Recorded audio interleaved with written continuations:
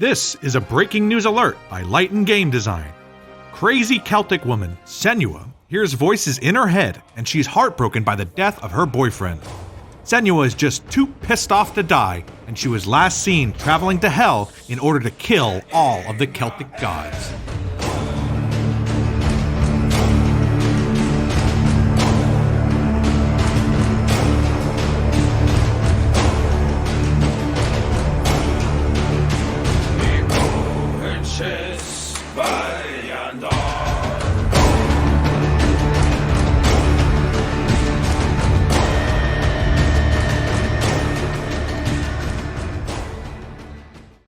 My name is Adam, and this is Light & Game Design. I'm here to analyze video game design from my unique perspective as a professional lighting designer. I'm hoping that this can inspire you on your own game design journey. So please subscribe, as I'll be releasing new videos often, and there are many spoilers ahead. Hellblade is a journey, a very dark journey, into the emotional struggles of Senua, who's suffering a mental break after a mysterious tragedy where she lost her boyfriend, Dillion. I found that this is one of the strongest lighting designs in any video game. But before we dive into the lighting art, I want to make sure we take a second to understand the very serious nature of the Hellblade experience. The developers make it clear from the moment you first click play that Hellblade is an accurate depiction of psychosis. Sensitivity to the accurate representation of these mental health issues is so important to the developers that the first name listed in the introduction credits is the mental health advisor. Hellblade has also set up a website that basically says if you've been affected by the issues in Hellblade and need to discuss further, to please reach out to these different mental health organizations. Out of my own curiosity, I googled psychosis, and it's defined as a mental disorder characterized by a disconnection from reality. Hellblade's developers also recommend that you use headphones to really immerse yourself in this psychosis experience. You see, Senua is hearing voices in her head as a symptom of her disease. So the developers used a binaural audio technique where actors would walk around a microphone, really giving you the impression that there are different voices inside of Senua's head or your own head swirling around you. The voices in Senua's head are like a Greek chorus, letting us hear all of her insecurities about her journey ahead of her. Take a quick listen to the voices that Senua hears inside of her head. What is she leaving behind? I know what she's thinking. I hear her thoughts. It's not too late to get into the boat and go back. No one will judge her. No one will ever know. Notice that Hellblade is played in third person.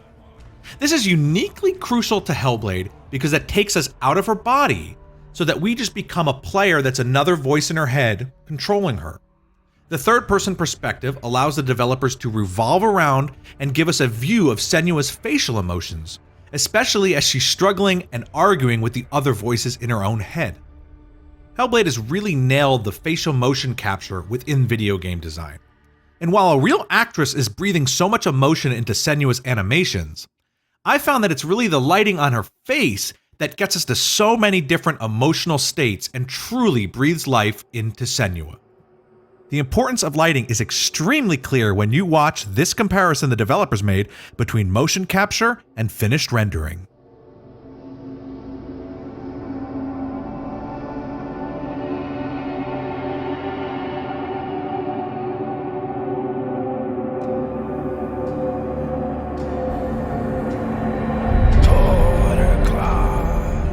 Senua is traveling to Hell with the severed head of her lover Dillion. She's trying to force the gods to free Dillion's soul from eternal damnation. So we also learn that Senua has been possessed or is suffering from something called the darkness.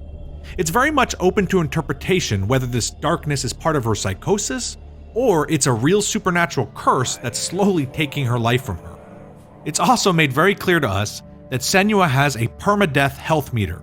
So every time you as the player fail and Senua dies in the game, the rot climbs up her arm.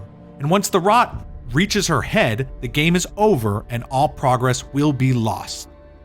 This does add a lot of stress and pressure on the player. But if you've been playing video games since when I have in the 80s, it'll be fine. If you stick around to the end of this video, I'll tell you how the game designers are actually playing a very dirty trick on you here. So Senua could be walking through the forest with beautiful warm sunrise lighting, and then we'll find a distinct shift in lighting as the darkness overwhelms her. So we're going to move from realistic lighting into emotional lighting. While many video games establish the lighting for each scene and then just leave the lighting alone, Senua controls lighting fades in and out of her emotional darkness. But just as quickly as the darkness envelops Senua, it can fade back to reality just as fast. When I was studying lighting design, one of the most important things I learned is that exterior daylight has two different light sources. There is sunlight, which is pretty obvious. That's the direct source of light that casts shadows in the environment. But the entire sky itself is a light source that's omnidirectional, pointing light like a snow globe in from all different directions. This sky lighting is what artists refer to as the fill light, since it fills the shadows with colored light from the sky. Let's compare the sunrise and the darkness that Senua just stepped out of. The darkness has the same intense sunlight, but the color is stark white and cold. There's no warmth, or it feels like there's no life within it. Any of the fill lighting in the shadows are completely black. If you know the direction that a player is heading, cast the directional light towards the player's camera. By doing that, your scene is going to look highly crafted compared to having the directional light behind the player. I'll show you. Let me turn around and walk the direction we're not supposed to. It still looks fine, but the lighting looks very much like a video game. The textures and 3D models have all gone flat. There's no dimensionality or sort of epic quality. Turning back around again, and boom, instant cinematic drama as all the light casts shadows that reach towards Senua. You can notice that every object now seems curved and really dimensioned and realistic. This sort of directionality in the lighting adds really good contrast with nice contour highlights, and also makes sure that your textures are kind of falling into the fill light in the shadow, so you don't have to worry about your textures being super perfect to look realistic. Let's take both of these lessons about fill lighting shadows and backlighting with sunlight to watch this amazing moment where Senua has just defeated one of the gods, a boss, and the sun rises on her face as she seems to meditate through the night. Senua has some dim moonlight on her face, and then just the fill light fades up like dawn. And then the sun rises with a warm shaft on her face. This sunrise puts the player in an emotionally hopeful moment after Senua's boss battle. And look at that! The sun is backlighting through the door on our way out. An awesome shaft of light on the ground that just begs a player to run through the door and continue Senua's journey. Let's look at some of the supernatural lighting that makes Hellblade just so damn creepy. Senua hears the voices of spirits in her head, some of which are actually helping her on the journey. Like this ghost that manifests himself in her ear. But notice that he's brought his own light with him, which casts onto her face. When the ghost vanishes and shifts to her left side, that face lighting has shifted with the spirit. Or this moment where Senua is lost with a torch in very warm lighting, which is just done to contrast the ghost of her mom appearing before her. Look how ominously the mother is uplit by a cold source of light, and then that light is casting back onto Senua's face. This lighting was so important to the shot that the actress filming Senua's mother was deliberately lit that way and then matched within the video game. One monster in the game is literally a light that chases you around a maze. So if the light catches you, you'll insta-die. I'm embarrassed to admit that this was terrifying for me just watching shafts of light moving through different wood slats. Just because, another death was another step closer to permadeath. For a long section of the game, you're being hunted by a monster that literally lives in the shadows. You cannot see it at all. So if Senua steps into the shadows for too long, she'll end up insta-dead. So they've designed movement puzzles based around running from one pocket of sunlight to the next. Thankfully, you'll eventually acquire a torch, and that beautiful warm lighting keeps the monster away. Just until the developers force you to run through a waterfall,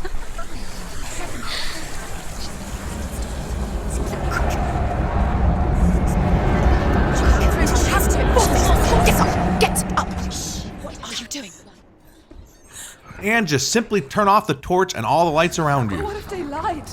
What if the darkness took her and trapped her here? It's It's a trap. The beast is coming. Sleep beneath me. Run away from the beast! But if before I was scared of a light monster, now I'm scared of a dark monster, because I'm just literally one step into the shadow closer to permadeath. The actual shadow monster is one of the most challenging bosses within the game. He's massive, and his main attack is trying to knock you back into the shadows around the fighting ring. This was a challenging and cool combat mechanic. You know, you're shaping the playable area by light instead of a platform. The only way I can describe this boss battle was that you're sumo wrestling against a giant zombie Pumbaa. But supernatural lighting doesn't always have to be scary. Dillion, Senua's dead lover, appears to Senua as a blue light. Here you can actually sort of see it the first time glowing on her face as a rich blue color. Dillion's light becomes both an emotional driver for her forward on the journey, but it's also literally the video game's target or goal marker, which is a great time to point out that there's no HUD or graphic electric target points anywhere throughout Hellblade. That was intentional to make the experience more believable and immersive. For a player to know where to go, this had to be integrated with the lighting of the story. But just when you finally catch up with Dillion's beautiful blue light, the darkness just snuffs it out. One of the gods Senua challenges is the god of illusion. He becomes the target that Senua is following through the woods. He's always got a warm yellow uplight that is both creepy but easy to spot. Because if you aren't watching this screen carefully right now, the illusion god just vanishes, taking the yellow light with him. Here he is, the god of illusion, floating in this amazing sunlight that screams, "I'm a powerful god." But when you arrive at the top of the platform, it's another trick. There's some really good level design that every time the god disappears, you just lose him out of sight for just a fraction of a second before they trigger the change. And with that lighting, clearly this god has an ego and sees himself in this dramatic golden lighting. But when Senua finally catches up to the god, he has no golden lighting, and that was clearly his choice to fluff his own ego. Fluff his ego, get it? Because he's a giant bird. But in the boss battle with this god, one of his most powerful attacks warns the player that it's about to occur with a flash of lightning. Now this is an awesome visual and game design choice to have the boss controlling lightning in order to indicate attacks. There are so many great illusion puzzles that this god left for us, and they rely on lighting to be successful, but it's very subtle. In this world, you could have a castle wall that you can't get through, but if you walk right past the correct post, that wall might disappear, and the developers have left a torch to help make the puzzle clear and that you notice something has changed while searching around. Another puzzle that's really clever takes place at a destroyed house and a destroyed bridge.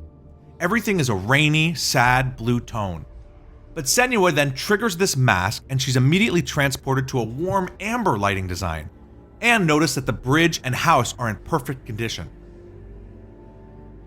Senua needs to traverse these two different lighting dimensions back and forth through time, I assume, in order to solve the puzzles here.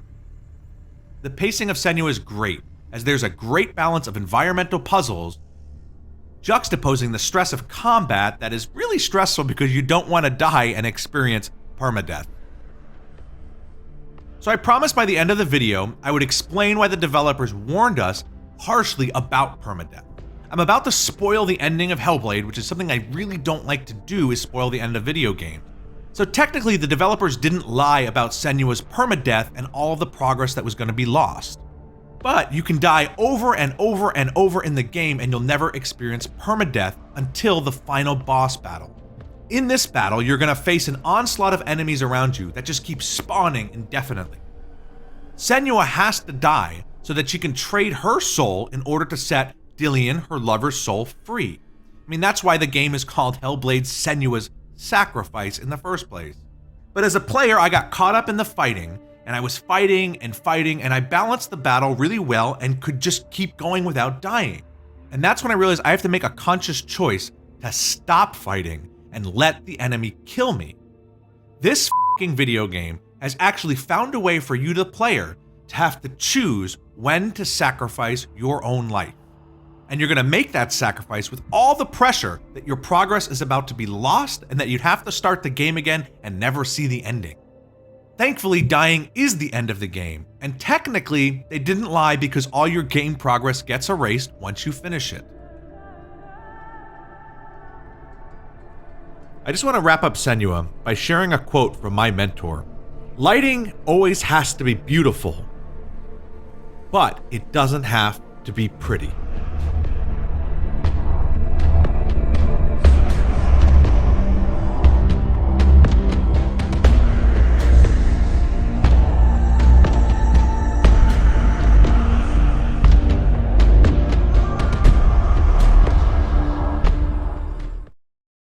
Thank you guys for checking out my video on Hellblade: Senua's Sacrifice. Please do me a favor and, share these videos on social media if you think that other people would enjoy it, and make sure you've subscribed and that you like for the YouTube algorithm.